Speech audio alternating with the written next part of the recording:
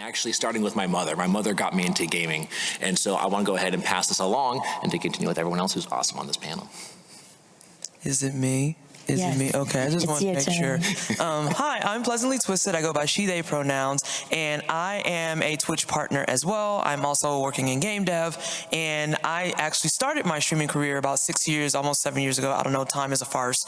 I started it ages ago on the retro circuit, and the main reason I love retro games is because as someone who has a data background and a history background, I love just preserving all of those memories and making sure that they are shared with generations behind us. This way people can always be reminded that gaming as it is today would not exist without the things that we had from the 80s and the 90s. That includes things like the Great Gaming Crash, all the way down to what we've deemed kind of like the golden era of gaming in the late 90s and early 2000s. All of that is extremely influential into what we have today with gaming, and especially now being preserved in the indie circuit, which is one of my favorite circuits for all of gaming. Wow, I love that. Oh my gosh, how do you follow such a good intro? What do you mean? I forgot it was my turn. I'm 8-bitsy. I don't normally sound like this, but it's the last day of the con and we're the last panel, so here we are. I also am a Twitch partner. I also stream on YouTube and TikTok, so I'm kind of everywhere. And I have been focusing mainly on retro content now for the past 2.5 years. I actually started my journey in retro a little differently due to accessibility reasons. I have a chronic illness. I deal with seizures and other medical things. So streaming 3D games, new games that are really flashy and have more complicated camera movement and things like that is just not really available to me anymore. So now I kind of focus on older games, RPGs, and such like that. Lovely. Yeah. Thank you. Hi, I'm Phenomenon, pronouns he, him. Obviously, retro streamer. I started out a bit more variety because I didn't really know what Twitch was, or streaming for that matter. But the first thing I did stream was retro. Fan translation, Breath of Fire 2, play it, dope as hell. I love doing these panels. They're really fun. They're also extremely terrifying for me and my anxiety. So I just want to say thanks to all of you that are here right now. You could have been anywhere else and you chose here. So I appreciate you guys. Pretty awesome. Yes, thank you. Thank you so much. And I also stream retro games on Twitch. That's pretty much what I started doing when I first started streaming. And yeah, just kind of snowballed from there. And I love meeting the people and meeting all these wonderful people here through doing this on Twitch. So let's get into how to stream retro games on Twitch. So first we're gonna go through defining retro. Why should I broadcast retro games? What type of retro content can I make?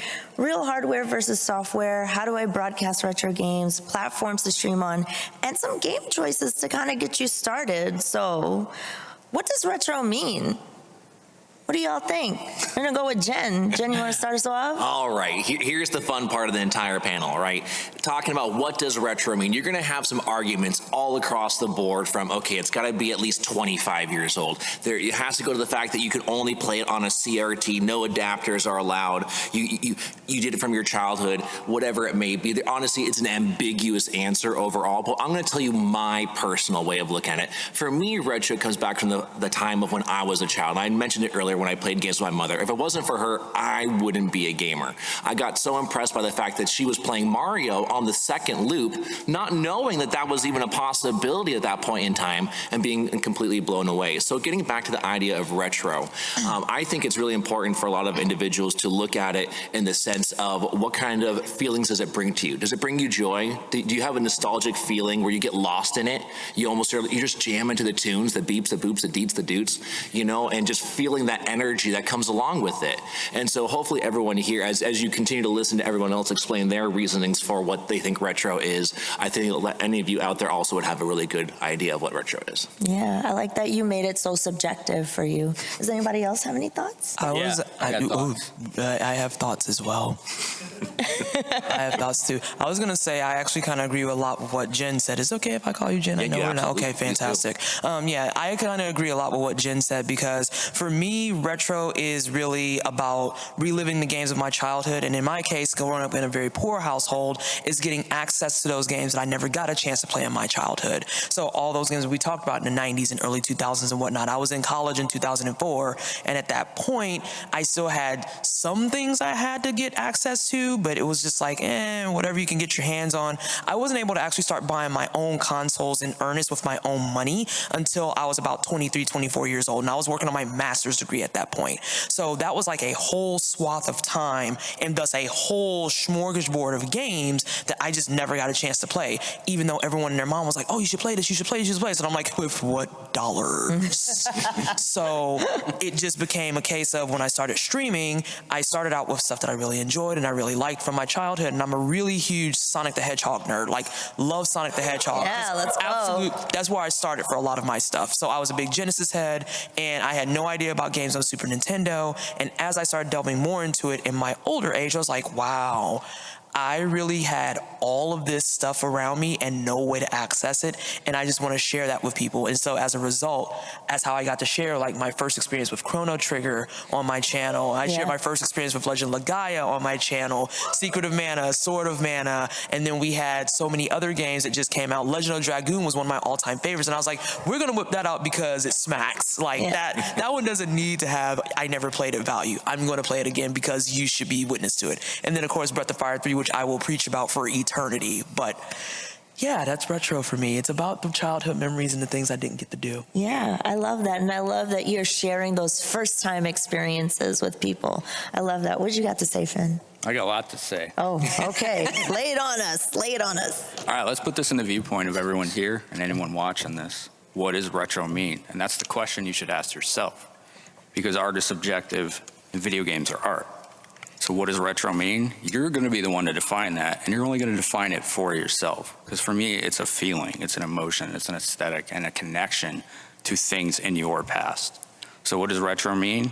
What's your answer, right? Only you can answer that. For me, I have a specific range there. So like, it goes up to like GameCube, PS2, Xbox.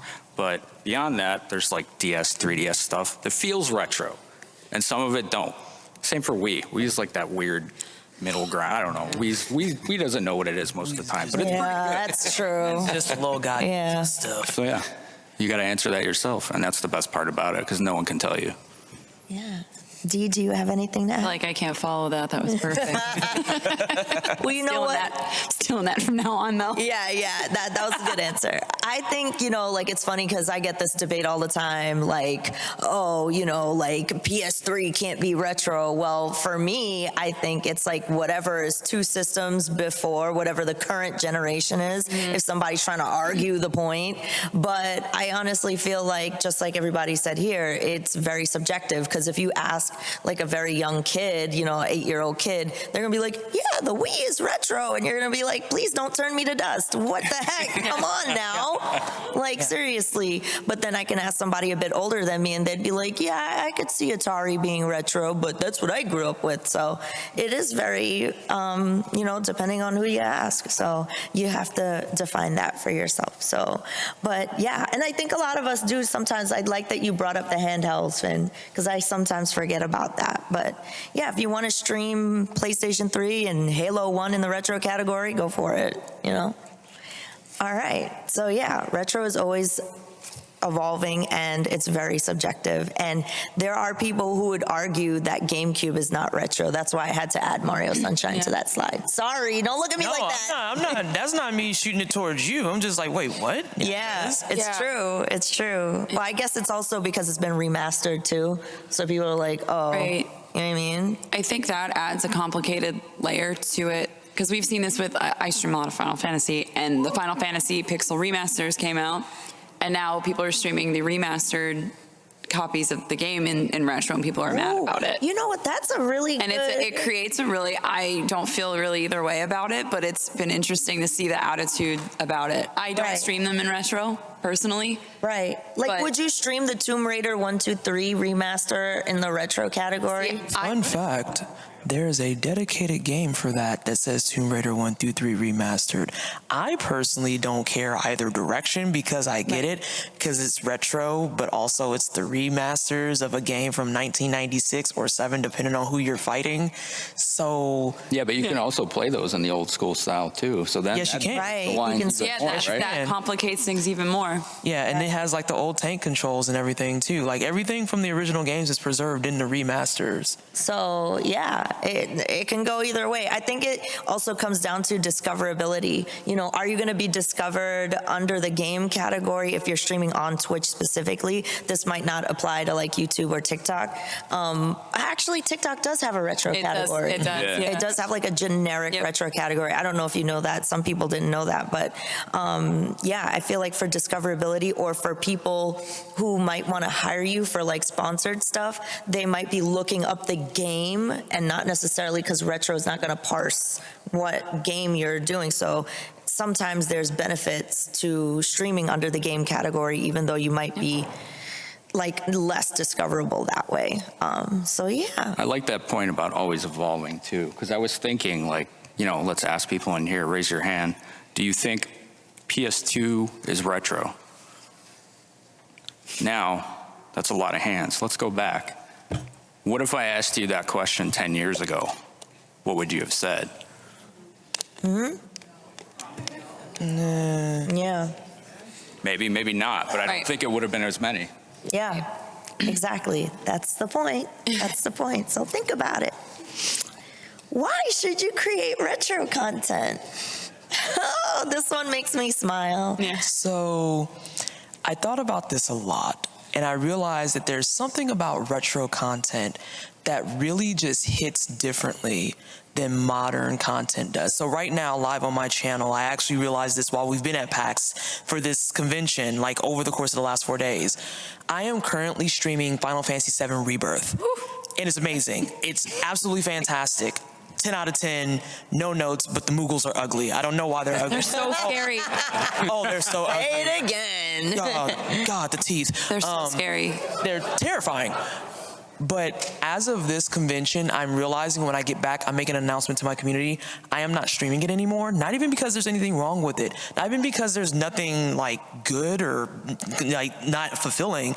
It's because I like streaming the retro content. And it's because it feels like it brings more people together in a much more kind of genuine and unique way than the new wave content does. Because people who are showing up to watch Rebirth on my channel are either regulars or people who just want some noise in the background because apparently I have a really nice monotone voice.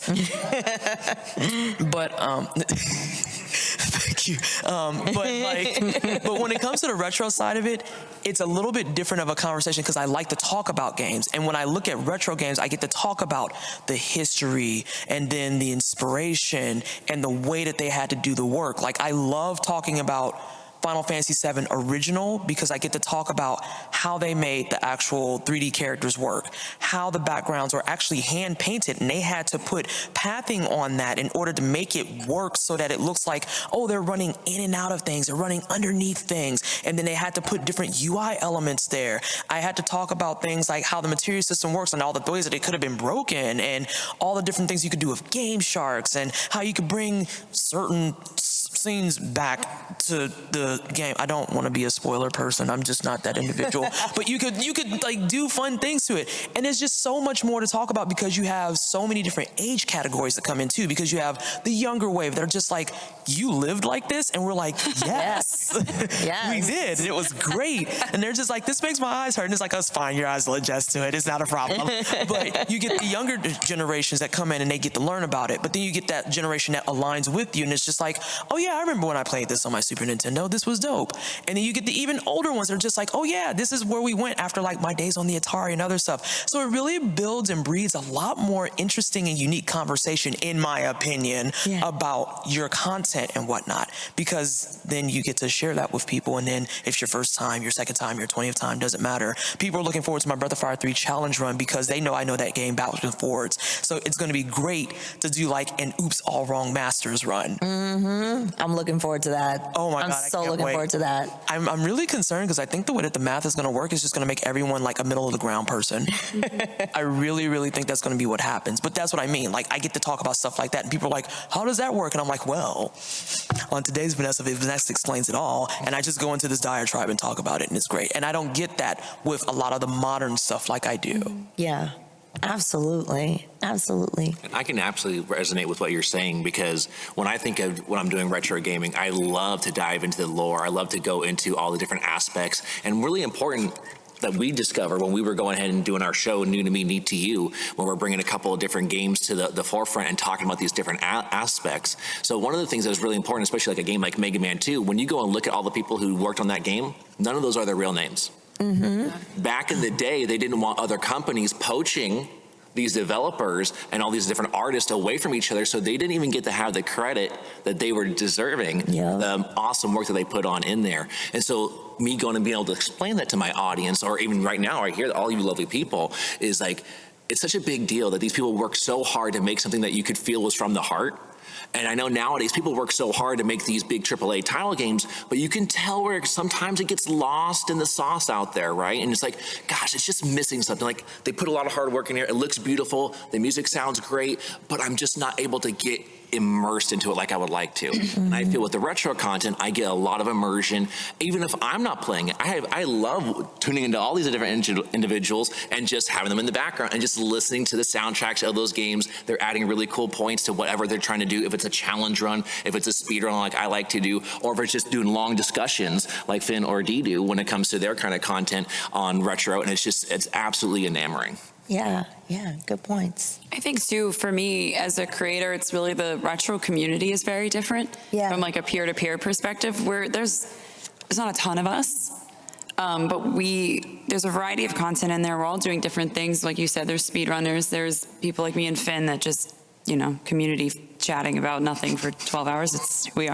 get through games very slowly. We do. It's true. But there's just a really great variety, but it's also, I've always felt it feels less kind of competitive, that sort of like, we're definitely in it together. It's kind of like a together to the top kind of feeling.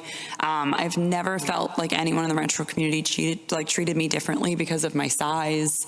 There's a hierarchy in other places on streaming platforms, specifically even YouTube, that I've never felt in the retro category on Twitch ever. Yeah. Well, one of the things that I like to do myself with retro content, and I think this is something a lot of us can relate to, is wish fulfillment. Like, let's ask 10-year-old selves, right? Mm-hmm. Like, what games did they always want to have that they never got? We got like 2 video games a year.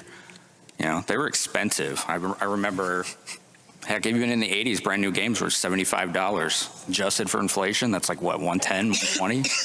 They're expensive. So now I can look at the wall behind me in my own setup, just tons of games everywhere. More games than I have time to play, and it's dope.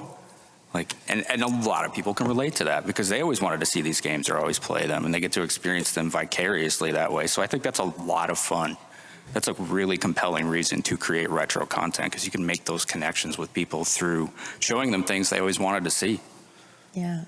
Absolutely. I think the thread among all of our answers is just the connection with people and reliving all of those great memories for things that we played during our childhood, or experiencing things that people really love for the first time, like when we play, like I played Final Fantasy VI for the first time recently, and everybody was like, what, you never played this game before? And I'm like, yes, don't you love that? And then we get like all of the reactions to like, oh, what happens when this character dies, or like what happens when the water gets poisoned, and I want to just turn the game off and never play it again, but whatever. And I think I agree with that. Like, I think that's my biggest motivator too for playing retro games, is connecting with people, and also a bit of preservation as well. There are a lot of games that I know some people that I like to watch, like Macaw 45 is a really good example of somebody that I watch that plays obscure games that you've probably never heard of,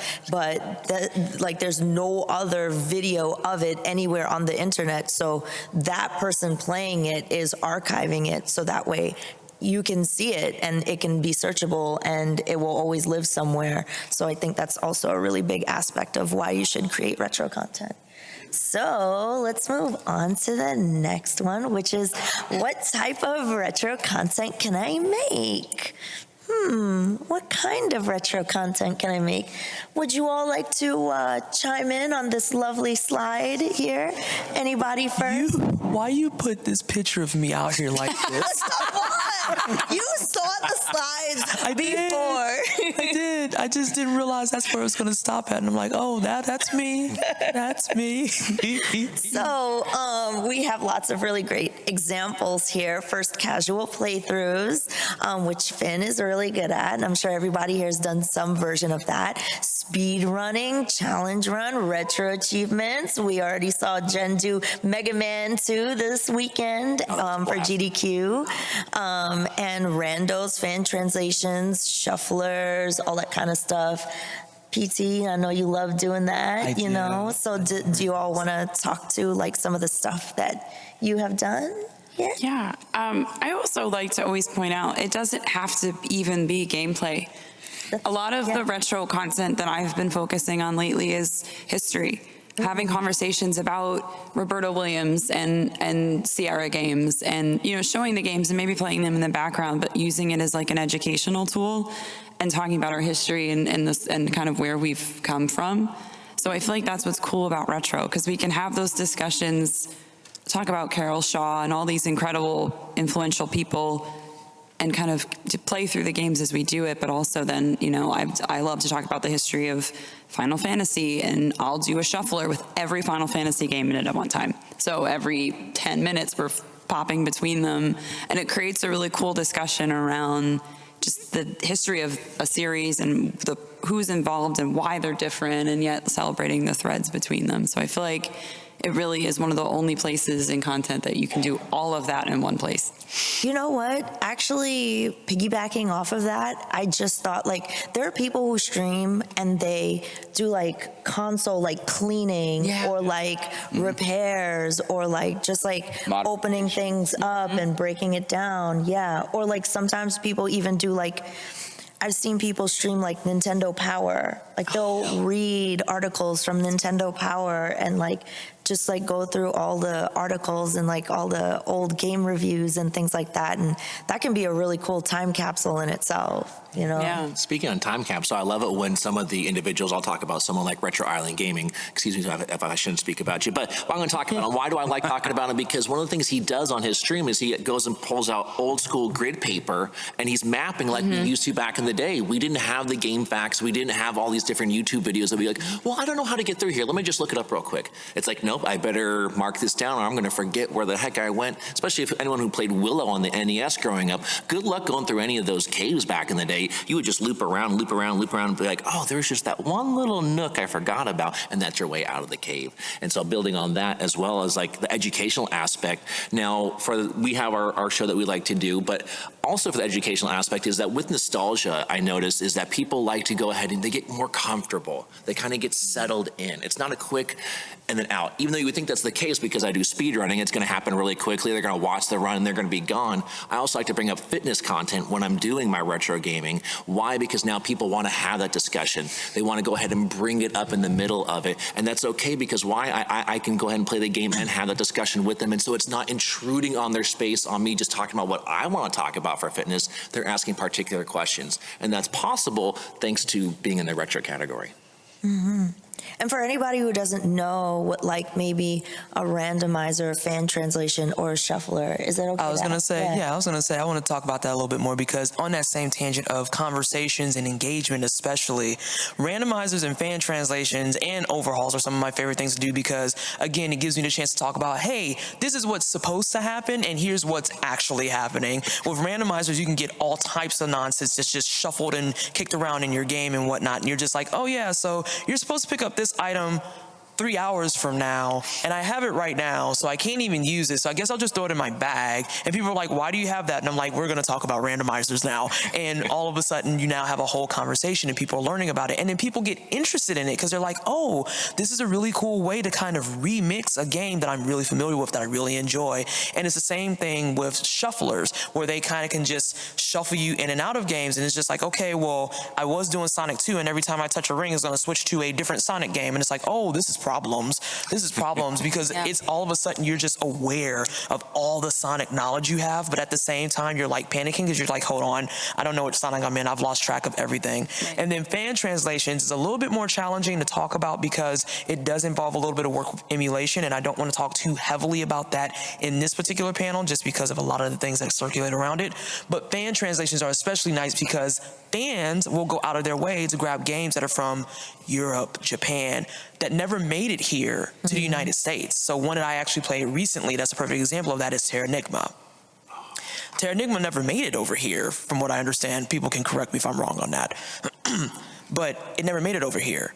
And in order to play it, I had to have someone either bring all that information over from the EU one or translate the Japanese one. Now, you will run into some problems, TM. I'm just letting you know that right away.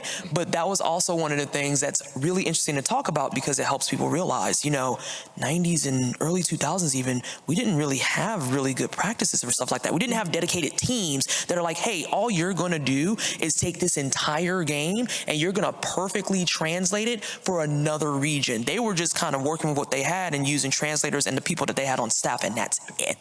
So you had things that came up where it's like there's words missing, there's stuff that's misspelled, there's all types of different characters all over the place, and you're just like, this doesn't make sense. And it's like, oh, but that's kind of some of the fun of it, because you get to see that they were really putting their heart and soul into this and trying their best. And it's just, they wanted to get you this experience, even if it meant that knife had to be missing the I and the E in it. And you're just like, what in the hell is a K and F? What does this do? And then the sprite looks like a stick, and you're just like, I can equip it. That's enough for me. That's fine. It's whatever. So it's a really cool way to really refresh your expectations and your engagement with your retro games. It's why I want to do things like the challenge run of Breath of Fire 3, but I digress. Yeah. What? I want to do that too. No, that's what I'm saying. My Oops All Masters run is my challenge run. I'm going to take it from out the gate, and as soon as I have access to Masters, I'm going to start putting everyone with people they absolutely should not be with. Yeah.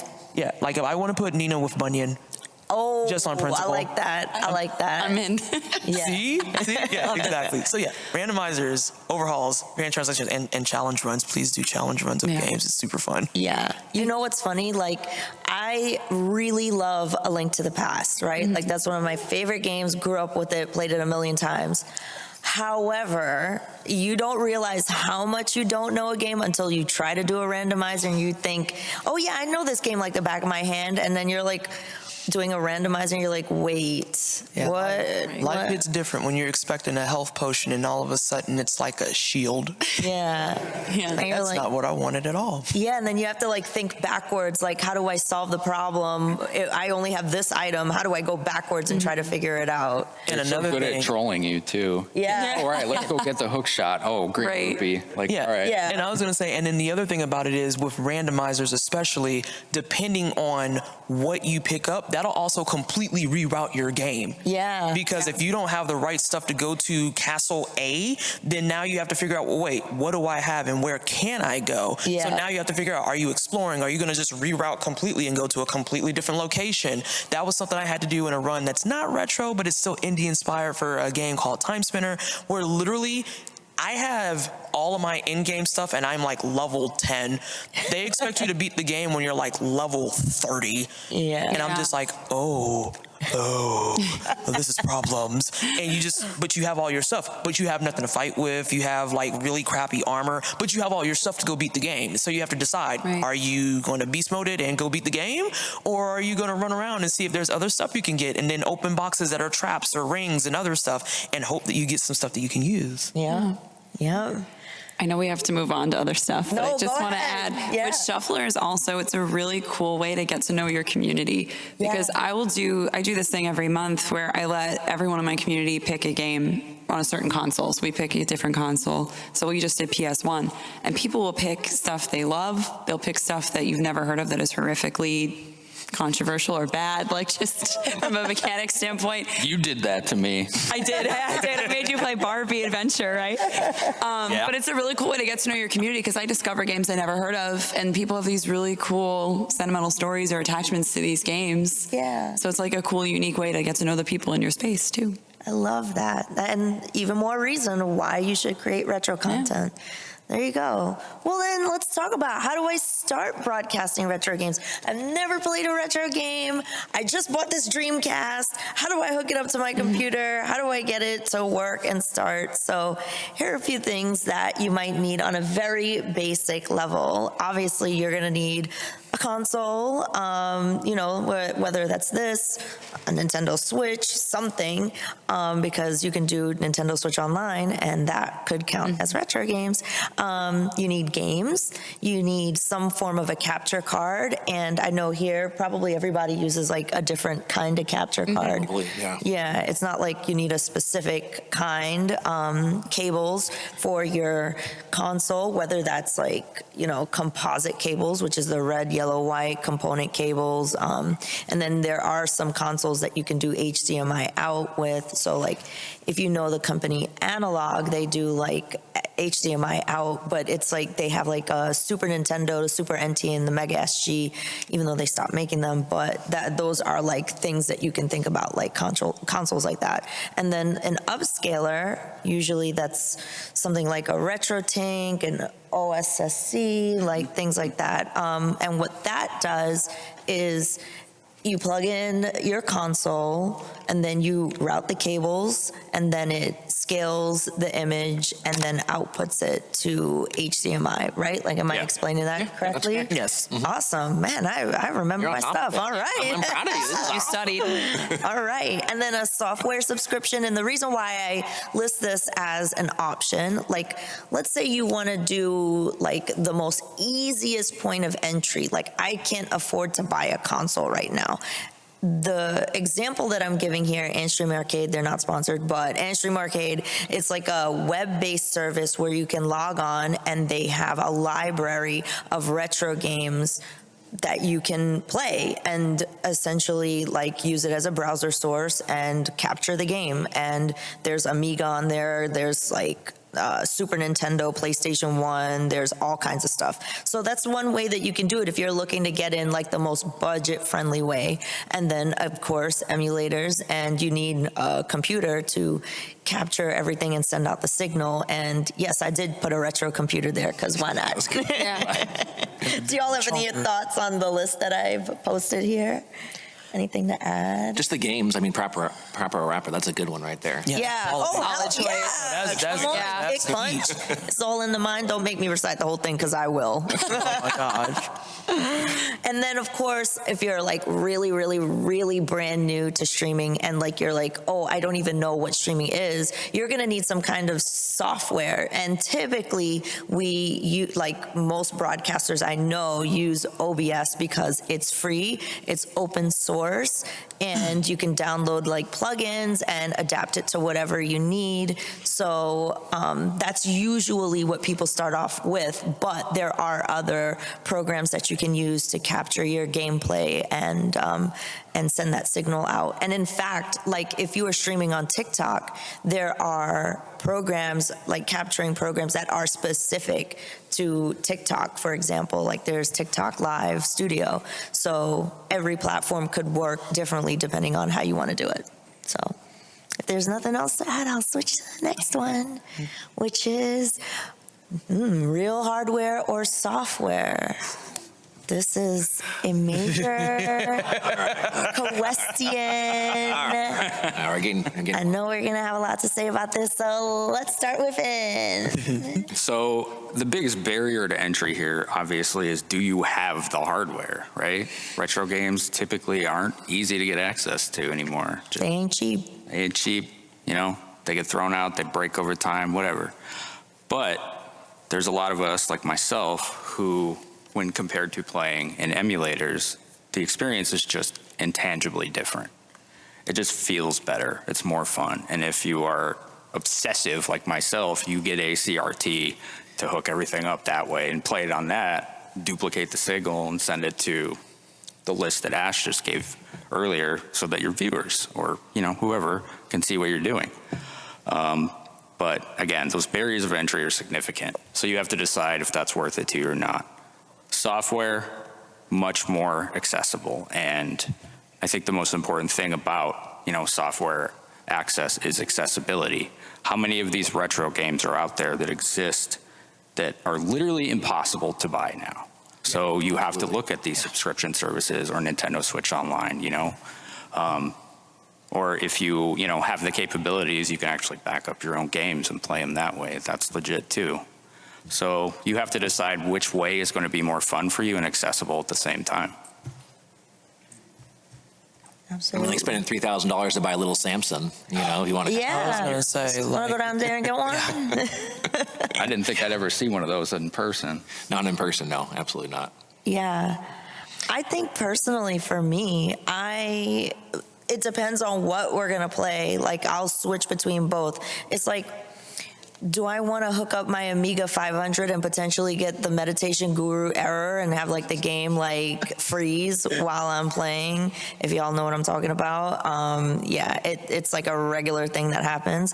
Or do I want to, use WinUAE and, utilize the things that like the people who preserve the Amiga have made available to the community at large. So for me, it really depends. So like for myself, like being a speedrunner, I'm looking for constant input of delay or non-delay, excuse me. I don't want there to be, when I hit a button, it has a little bit off. So like when I've played on emulation, when I first started, because I was trying to go quick barrier of entry, easy, low cost, go low budget on everything. But as I started speedrunning, I started to realize I wasn't getting the response I wanted. So that's why I wanted to have that aspect of going through the CRT and all that kind of stuff. So I'll hit a button, instantaneous response. Excellent. However, certain games are really hard to set up that way. Trying to play your Game Boy games. I remember I bought a 3DS specifically, got a capture card installed right into it. And then when I wanted to speedrun Zelda Link's Awakening, the way the buttons were set up on a 3DS, I couldn't do all the tricks I wanted to do. So I spent all this money to do this. I'm like, oh no. So then I had to go to an emulator so I could then use the controller that I wanted to be able to do that. And so there are pros and there are cons to both of these sides. And it's just, what do you really want? Real hardware, though, is probably going to be more expensive, and it's going to be a pain in the butt because you have to store it somewhere.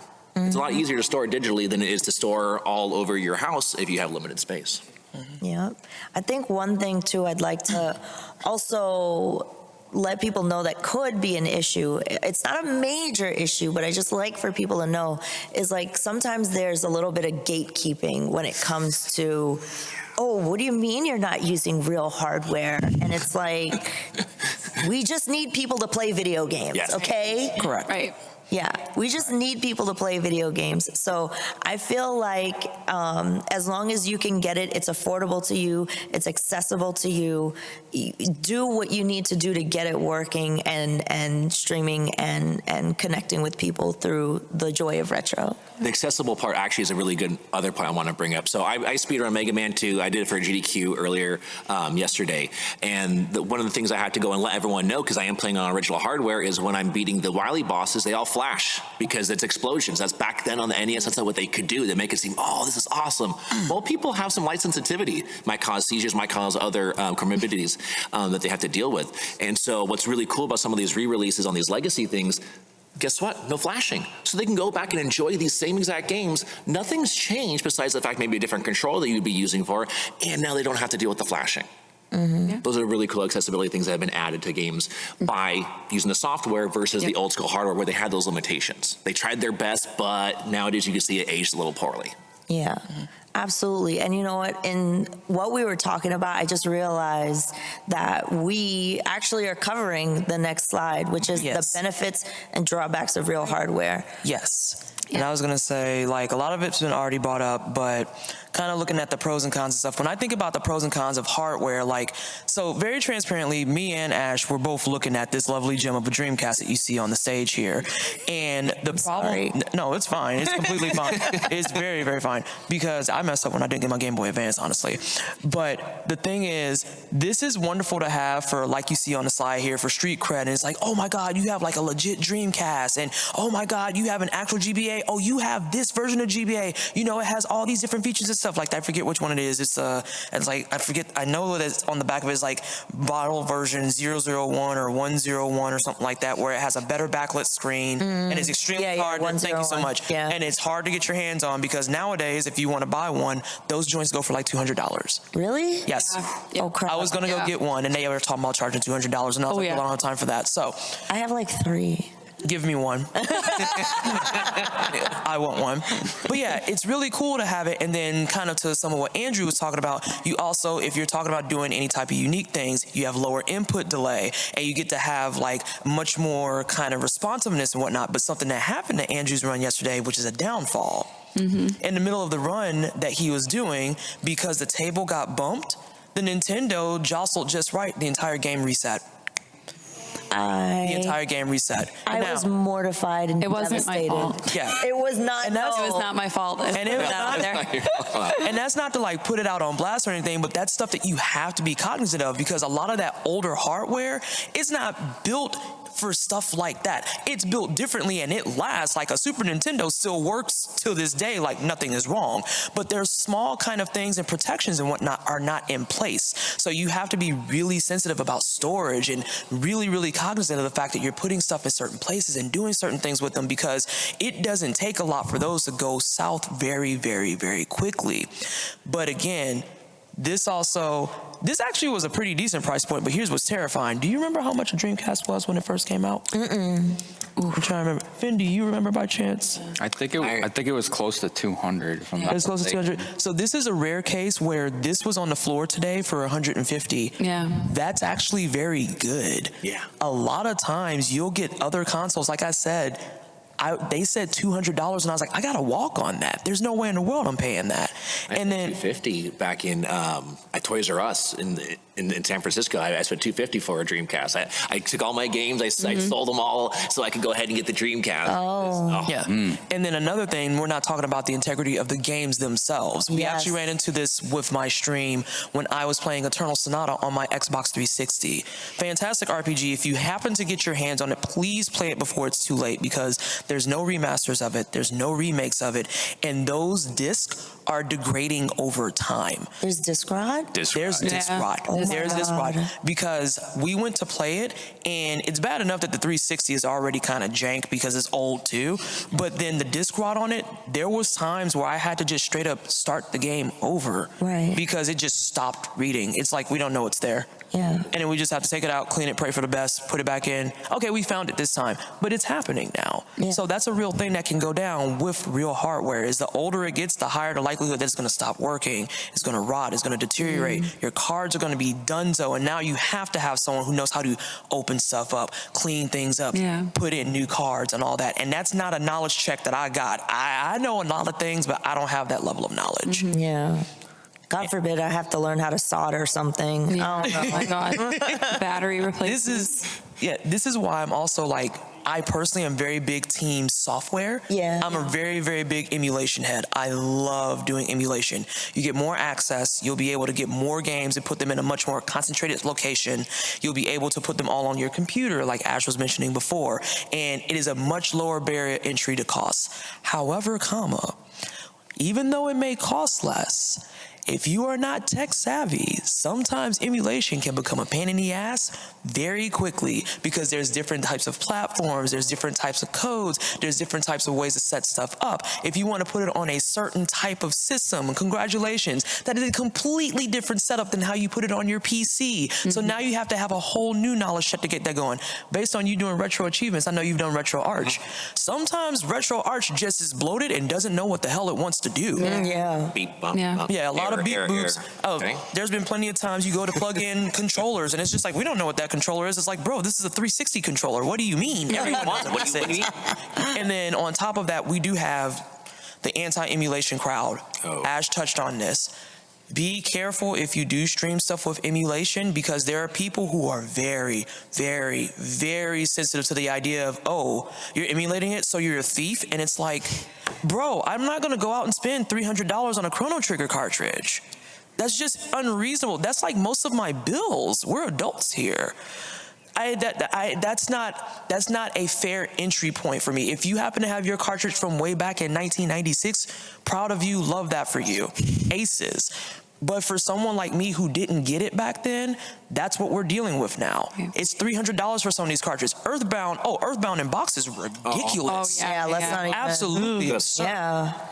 So, but you'll get people who still feel like, but if you don't play the physical one or the real one, then you shouldn't play it. And that's just denying people access to video games. And that's cornball. Yeah, it's cornball energy. Like, why would you do that? Yeah, absolutely. Agree 100% with all of that. And I feel like sometimes too, like depending on what kind of emulator you're using, like you have to be careful on how you set it up, because like the way the pixels show, like the aspect ratios and all that stuff, if you don't know how to set that up, you can have Aspect ratio. yeah, you can run into, so it can be very technical. But what I do want to highlight is, especially on Twitch specifically, I don't know about YouTube or TikTok, but on Twitch, the community is so supportive. Like if you don't know how to do something, somebody out there knows how to do it. And I could be like, hey, yo, tell me how to do X, Y, Z. And there have been people who sat with me, like Discord video, like, okay, Ash, this is how you set this up. And I'm like, you're the best. Thanks for helping me. And it's just that sense of community, not just community with like the people who watch, but the community among each other. Yeah. And I love that. So, are y'all ready to move on to the next slide? Cool. Yeah. Anything to add? Oh, is that? I don't know. I think another drawback of, not to stay on this, but another drawback, because I'm someone who is definitely, I think, a hybrid. I'm definitely half and half with all this stuff. But I think a big drawback of trying to be pure to hardware on the topic of buying games is now with how expensive these cartridges are, there are a lot of counterfeit cartridges that are Everywhere. so good. Yes. I've had to go out and purchase like a GB operator so that I can verify my GBA carts, my Game Boy carts. And it stings, and it's happened to me at like Video Games New York, like really reputable venues. I've come home with Sometimes they don't even know. Yeah, I've come home with fake cartridges, and it's like, that was $75. Yeah, and it's not even a real card. I've had to educate vendors on how to tell fake. So what Dee is talking about with the Game Boy operator, it's like a USB-C contraption that you can plug into your computer, and it backs up your games. It's really awesome, and it can also verify whether or not the card is real. It'll tell you where it's from, if it is, like country of origin and that kind of stuff. But that's another barrier for sure. Like sometimes I'm like, what's the point at this point with how the market's just been so inflated? Yeah. No, it's true, because like people bring up like certain games for me to play on stream. I'm like, I'll do that. You want to send me the game? Right. Yeah. They'll do that, right? They want you to play that game because they're the only one asking it. So they go out and they buy that game. Oh no, they sent you a repo cart. Yeah. Right. The problem is you're like, oh, I could plug that in still. Actually, no, you could just melt your entire system because it's not the correct setup for it. So now I feel bad that this audience member really wanted me to do. I'm like, I'm sorry, but like, can you go ahead and file for something here, because this is not a real cart. Yeah. They were telling you it was a real cart the whole time. Like, try and get your money back. I'll send it back to you. Let me know what we can do, because it's a big deal. Yeah. One other thing I want to add that I didn't add to this, which is, it depends on how you want to look at it, as a drawback, a pro, a con, however, but this is going back to hardware as well. Because when Dee started talking about the repro carts and stuff, it reminded me of what I had to do to stream Hagane. Because again, you can thank Cypher for that. It's really good. I was gonna say, that's definitely a Cypher. We talked about like the obvious things, like, oh, what if you want to get a CRTV and stuff like that? And that's not terrible. It's cumbersome, but it's not terrible.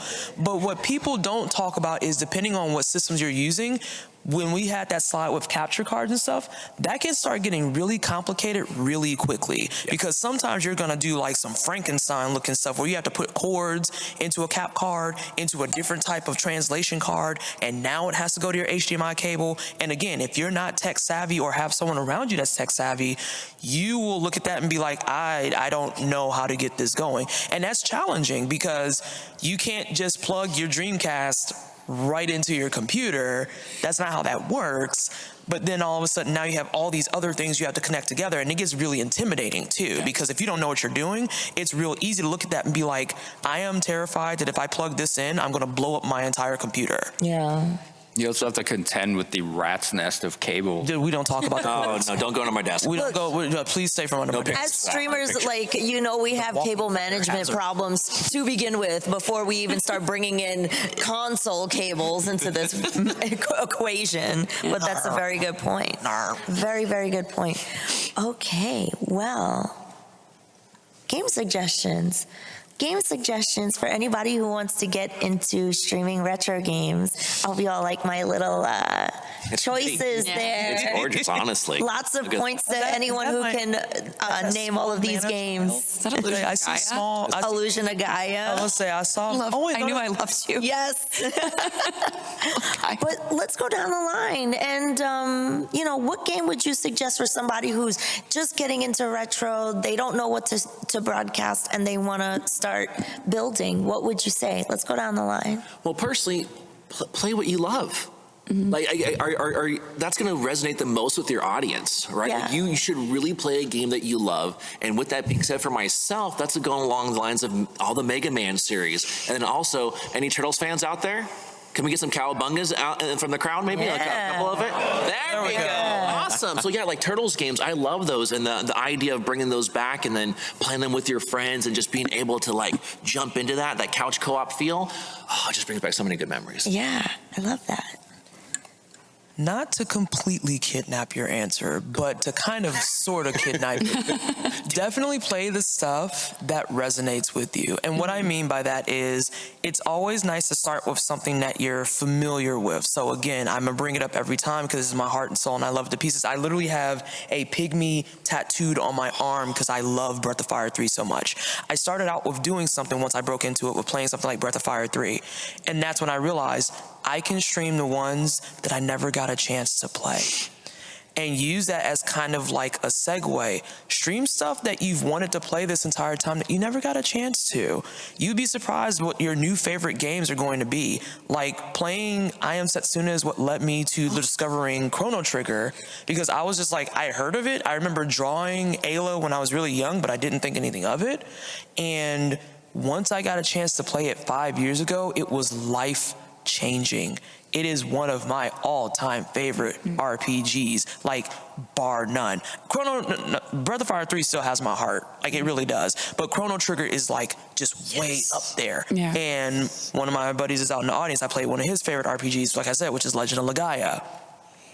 And it was dope. It was the RPG where it was like, oh, you're gonna put in actual like fighting moves to execute your combos and stuff. I'm like, oh yeah, that's like, I get to box people for real. Let's do it. I'm into it. Yeah, that's cool. That's fine.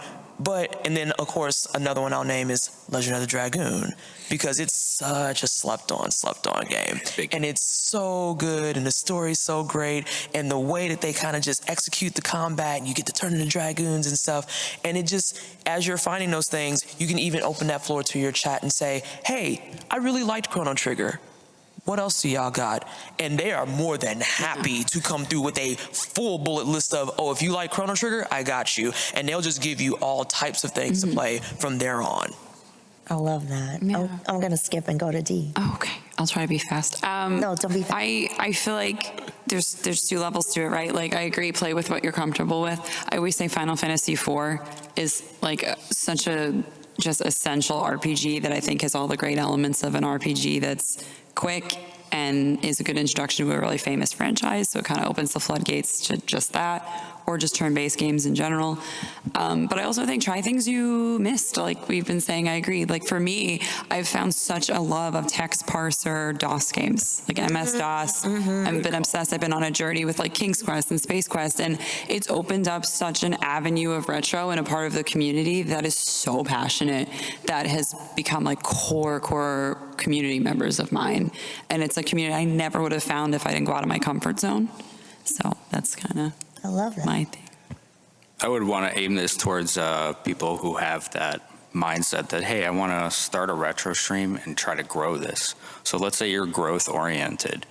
Try to pick the games, much like PT said, that you never got to play, that you were really interested in, and make sure you're showing us that you're really interested. Like if we go to your stream and you aren't saying anything for 30 seconds, whatever, there's not really anything there to watch. We're just watching a long play with no commentary. You got to act like you got the audience there.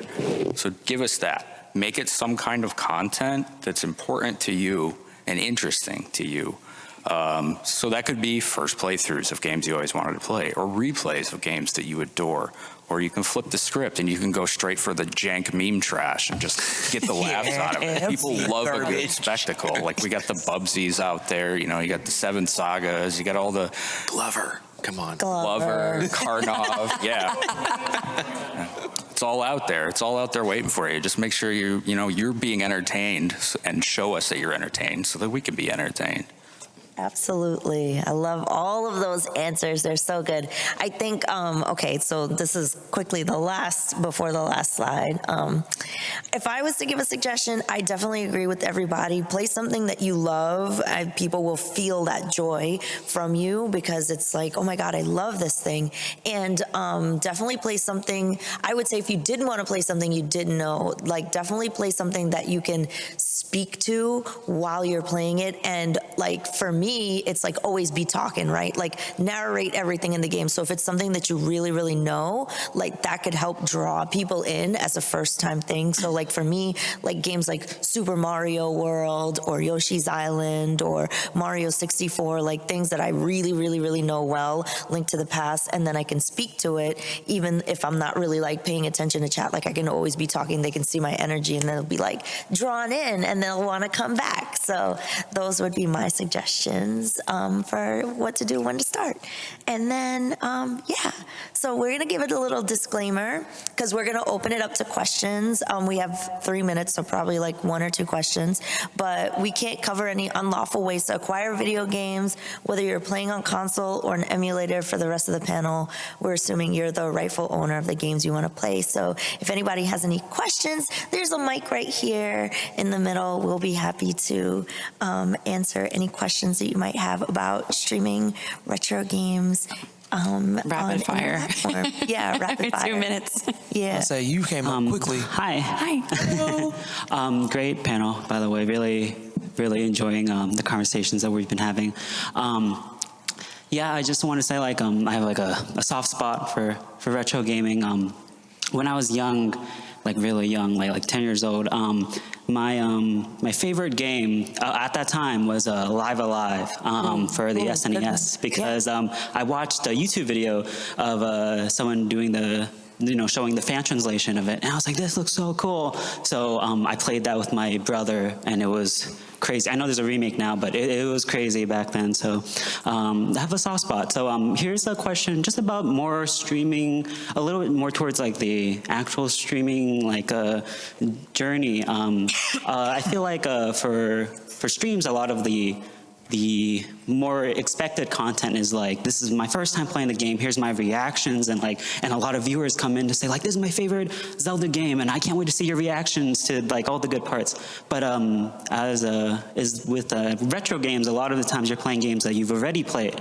And so what do you do, like what is your go-to way to like express that kind of like your reaction? Because it's not like new reaction, so like what do you guys do? Comically poor memory. Yeah. I also use it as an education piece. Like I like to dive into the history and like the development stuff and like what do we learn about this? What have we learned about this over time? So like I replay games all the time. I'm very rarely doing first playthroughs ever. So it's usually just what's the history? How does it sit in history now? And kind of building a dialogue on why it has a legacy and its impact rather than reactionary.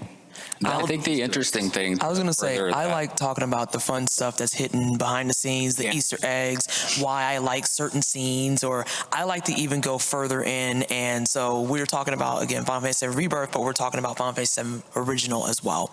And I love talking explicitly about things like why I hate certain characters, why I can't stand them, but then why I love certain characters and why I love the way that they handle stuff. And that's even its own conversation of, hey, you know what?